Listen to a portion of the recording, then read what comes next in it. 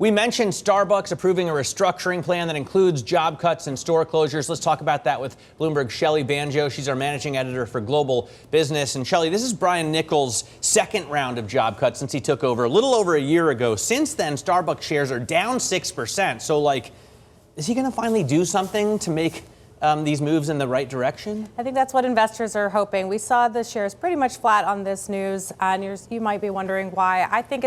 Personally, I think it's about, could they have gone a little bit deeper? But in general, people, I think, want to see him right-size this store fleet. They want to see him get this stuff right, get rid of the stores that are not performing, that haven't performed in a very long time, and start reinvesting that money into refurbishing. They said they're going to refurbish about 1,000 other stores and then start building again come next year. But he already made all these splashy announcements, things like, we can refill milk on our own, which I guess is super appealing, that they're going to cut the menu down and not have as many crazy orders for baristas to do. Is this a sign that that turnaround so far hasn't taken hold, that those measures haven't yet helped? I think a lot of that is aesthetics at the front. Let me put some splashy announcements so that people start coming back into our stores. They start pouring their milk again. And that was actually a thing people really, really wanted, and it seems to have made a difference. Then it comes the hard part, right? We got to close actual stores. We got to fire actual people, pay those restructuring costs. This one in particular is $1 billion of restructuring costs.